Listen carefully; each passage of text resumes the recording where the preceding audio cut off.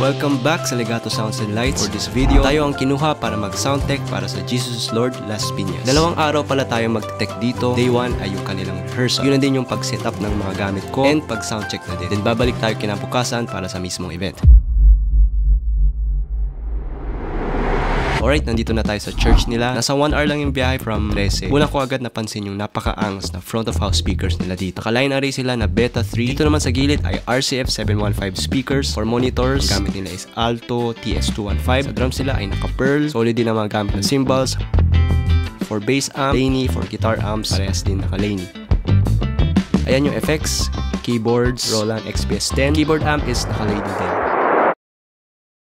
Malaking effect sa sound kapag mali yung placement ng mic eh. So pag nakaganito, nakatutok siya dito, mali yan. Dapat nakatutok sa gitna para yung tone ng toms talaga makuha niya. Dapat nakatutok dito. Mas gusto ko na away from cymbals para less yung bleed. Nilagay natin dito. Mas less yung bleed niya sa cymbals. Tapos ito, dapat naka-point din sa center.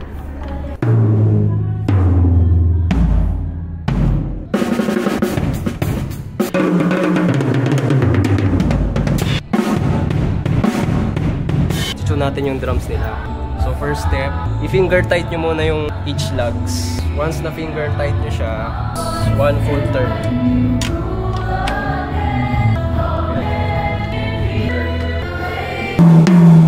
Dapat F sharp. So naka F na tayo, konti na lang. Yan, F sharp na, di ba? Wala. B, dapat B.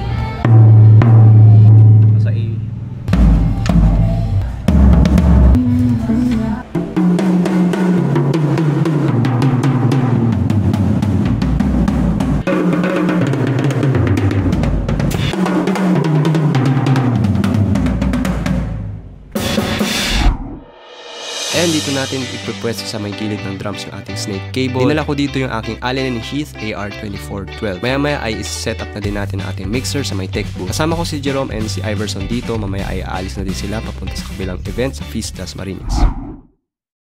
Bali, dito sa may likod, may small room para sa analog mixer nila. Isa itong Mackie analog mixer. Kami gagamitin 11 na input, tapos ito po sa mga drums. Ito, bosses to yan.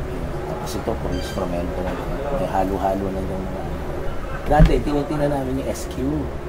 SQ6 or 7. Pero may nagsuggest nga na may bago sila ngayon, yung QU. Yung QU5 o QU6. Medyo mas lower version siya. Pero may bago kasing release yung QU. Pero mas okay pa rin yung SQ siya. Kesa sa QU. Mas ahead pa rin yung SQ. So, test Nandito yung subwoofers nila. Nakatago siya. Sinuggest ko na medyo ipalabas siya para hindi matrap yung bass frequency dito sa area na to. So sinuggest ko na medyo ilabas konti yung subwoofers. Ano to? Roland RD2000. Sheesh. Kayo mga tutugtog. Anong hawak ko? Acoustic to. Ikaw? Second key. Nag-instrument ni kayo. Drummer ako. Alright, bali dito na din natin itatawid ang Cat6 cable ko para sa Digital Snake to mix. Yung configuration nila sa mga speakers nila is naka-series lang lahat, pati subwoofers. Kaya sinuggest ko i-separate yung output ng bawat speakers para matest ko rin each speakers nila. Tapos nagkaroon din ng konting adjustment sa cables sa line array nila dito. Ang brand pala na to is Beta 3 na old model na line array. Next, buksan na din natin yung mga monitor speakers and PA speakers. Bali, 3 brands ang gamit nila, RCF, Beta 3 at Alto. Ayan, nakasetup na din yung mga lights nila. Kumuha sila ng extra moving heads para sa event na to.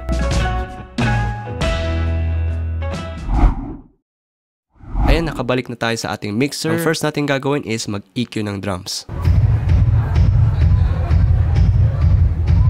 Sa pag-EQ ng drums, always start with the source. Dapat in-tune ng drums kahit gaano kaganda ang mixer mo pero hindi naman maayos yung tuning, hindi rin lalabas ang maayos na tunog. Next is proper mic placement. Dapat nakaanggal siya sa gitna. Next is EQ naman. Sa drums, need mo malaman ang fundamental frequency depende sa tone ng drums mo. Yun ang i-boost natin sa EQ para mas mapalitaw natin ang tunog ng drums. Next is cutting yung bad frequencies like muddy, boomy, boxy, harsh sound. Minsan nakaka-affect din yung venue sa tone ng drums. So make sure to use your ears in mixing. Also, naglagay din tayo ng gates at compressor for control and maiwasan ng bleeding sa mics. Gumamit din tayo ng parallel compression para mas maging full ang tunog ng drums.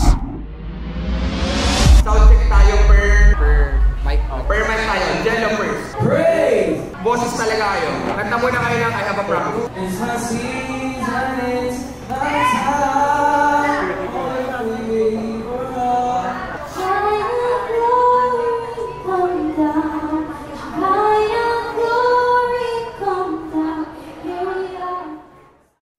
Alright, proceed na tayo sa kanilang rehearsal. Pumasada sila ng mga songs and dance performance nila.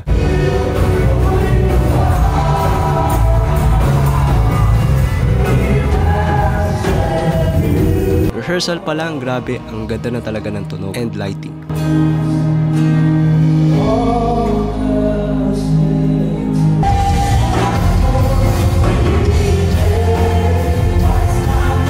If hindi ka naka-follow or subscribe, follow and subscribe na. Hello guys, kakain na kami guys bago umuwi. Isa po dito ate.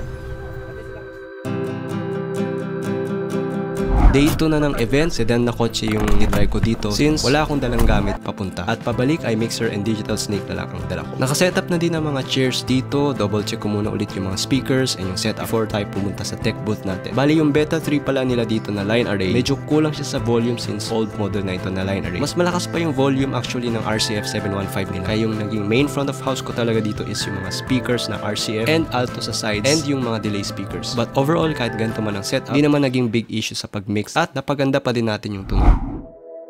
Punta na tayo sa ating tech booth sa may taas and buksan na din natin ating digital mixer.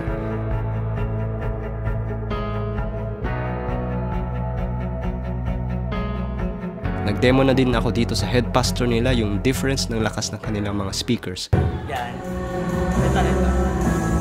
Atin na. Ang layo na difference. Oo, layo. Zero na to. Kaya lang. Pero pag RCM,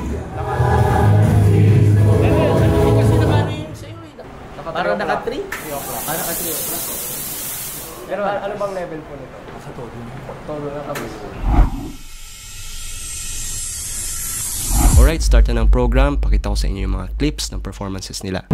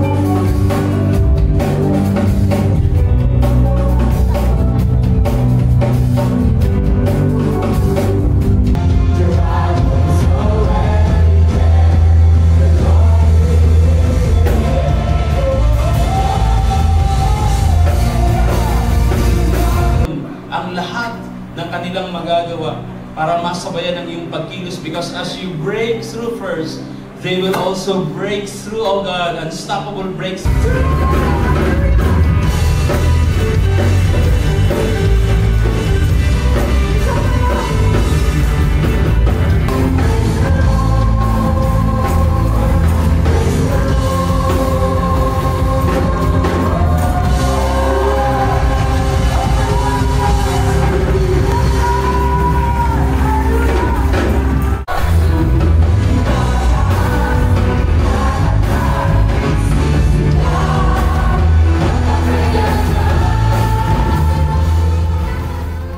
Alright, that's it for our event today. Maraming salamat sa patuloy na pagsuporta nyo sa Legato Sounds and Lights. Sobrang grateful natin na nakakapag-tech tayo sa mga churches na ganito. Sobrang valuable talaga na experience na ganito para sa akin sa industry na to. And honestly, sobrang grateful ako sa mga clients natin na churches like Jesus is Lord dahil sa tiwala nyo sa skills ko sa pag-mix. Hopefully ay mag-meet pa po tayo sa mga susunod na mga events. Sa mga gusto magpa-shoutout, comment down lang sa comment section and shoutout natin yan sa mga next videos natin. See you guys again sa next vlog. Salamat!